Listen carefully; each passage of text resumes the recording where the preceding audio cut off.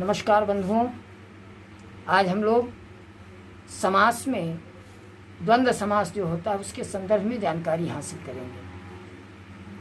द्वंद्व समास का अर्थ होता है युग्म, वास्तव में जोड़ा जिसे कहा जाता है।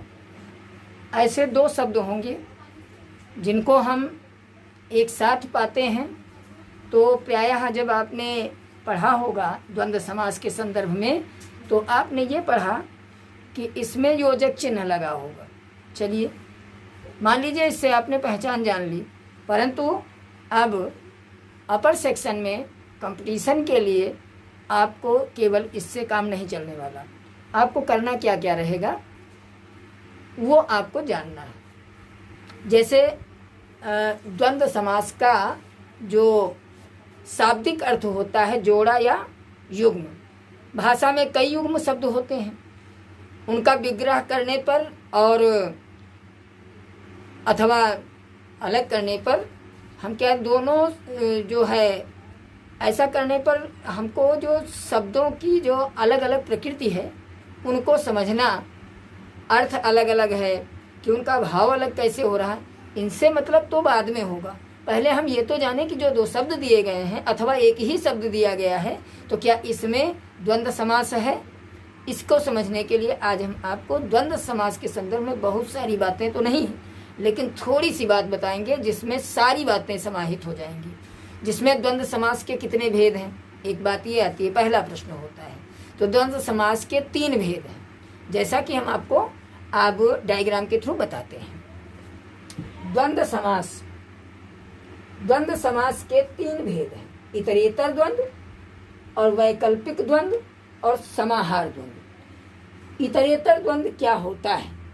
इतरेतर द्वंद्व वास्तव में परस्पर एक साथ हो, इसका अर्थ होता है। इतरेतर का मतलब होता है परस्पर एक साथ, और इस परस्पर एक साथ का मतलब होता है जो समस्त पद और होता है, और दोनों शब्दों के बीच में चा जो संस्कृत में आपको बताया जाता है वो और शब्द का लोप हो जाता है। और दोनों पद क्या होंगे? प्रधान होंगे। ऐसा नहीं कि केवल एक पद प्रधान होगा, दोनों पदों की इसमें प्रधानता पाई जाती है। इतरेतर में आपको सीधे ये देखना है कि जी जो और शब्द होता है उसका लोप होता है, उसकी जगह पर डैश लगा होता है, ये द्वंद्व चिन्ह कहा जाता है। ऐसे चिन्ह लगे हुए जब आते हैं तो हम इनको क्या बोलते हैं? इतरेतर। इतरेतर के अंतर्गत आने वाले 1-2 शब्द हम आपके सम्मुख रखेंगे और उन्हें आप समझते चलेंगे। नंबर 1 पर बात आती है कि इतरेतर के अंतर्गत या तो एक दूसरे के विलोम होंगे और या तो फिर एक दूसरे के पूरक होंगे, ऐसा देखने को मिलता है। तो जैसे आपके सामने आ गया इतरेतर के अंतर्गत राधा कृष्ण और कृष्ण, लेकिन एक ही लाइन में है। तो इस राधा कृष्ण में आप क्या पाते हैं कि इसमें और शब्द का लोप है। कंदमूल,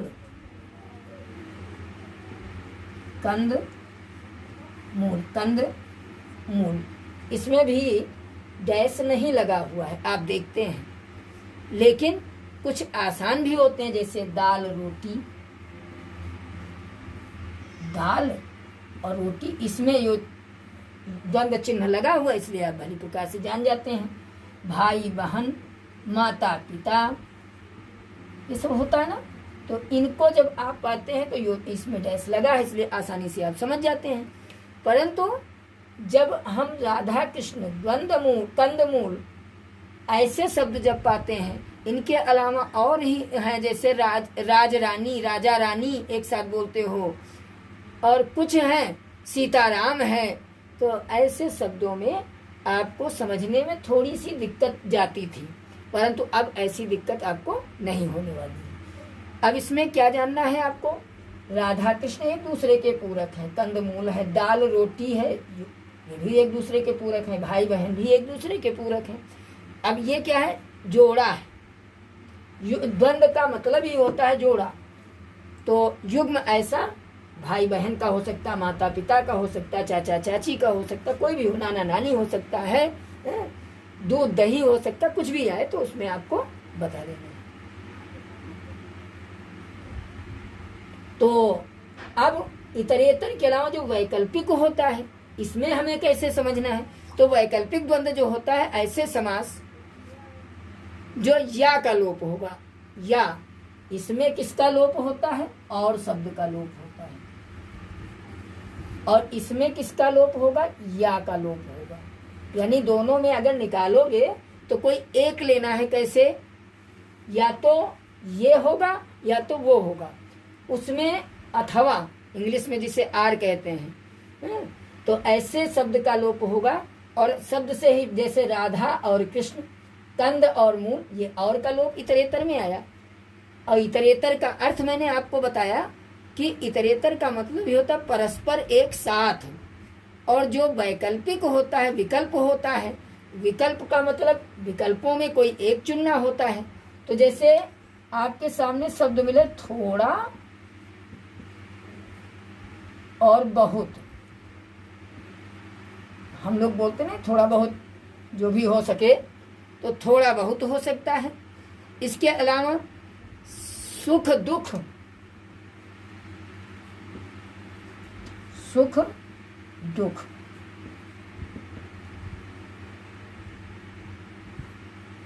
सुख दुख। इसके अलावा हो सकता है आय व्यय, राग विराग, जीवन मरण, शादी गमी, यश अपयश, हानि लाभ, और सब में ये द्वंद्व चिन्ह लगा होगा। अधिक लिखने की जरूरत नहीं, मैंने कुछ एग्जाम्पल ऐसे ही बोल दिया है। लाभ हानि हो सकता है आदि से ही समझ लें। कुछ ऐसे ही मैं बोले दे रहा हूँ, उसको देख लेंगे। पाप पुण्य हो सकता है, धर्म अधर्म हो सकता है, आय व्यय हो सकता है, इधर उधर हो सकता है, राग विराग हो सकता है, विभिन्न प्रकार के और शब्द आ सकते हैं। अब बात आती है समाहार। ये समाहार क्या होता है? ऐसे युग्म दो पदों के अर्थ, दोनों पद होंगे और दोनों के अर्थ के अतिरिक्त कुछ और भी अर्थ निकलेगा। जैसे दाल रोटी है, अभी इसके पहले बात आई थी दाल रोटी की, तो इसमें तीसरा अर्थ प्रधान हो जाएगा, जैसे कर्मधारय समास में होता है। यही दाल और रोटी ही नहीं, घर का सामान इसका आशय हो जाता है कि घर में दाल रोटी चल रही, अर्थात घर के अन्य सामग्रियों को भी मैं जुटा पा रहा हूँ। ऐसे ही हाथ पांव, हाथ पांव चलेंगे नहीं, इसलिए इनको कैसे काम मिलेगा? हाथ पांव चलते नहीं, इसलिए पैसा आता नहीं। मतलब क्या है? हाथ पांव का तात्पर्य यह है कि कुछ न कुछ काम करो। जैसे मक्खी मच्छर है, तो अब इसमें तीसरा अर्थ कौन सा आ जाएगा? कोई कीट पतंग हो सकता है।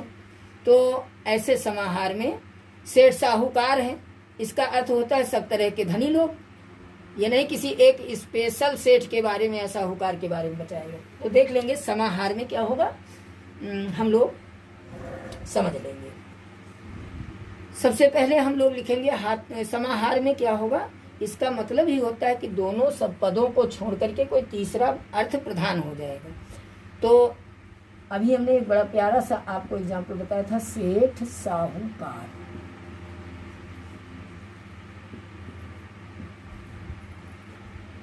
सेठ साहूकार ये जो चिन्ह है। अब उसके बाद क्या करेंगे कि बाल बच्चे,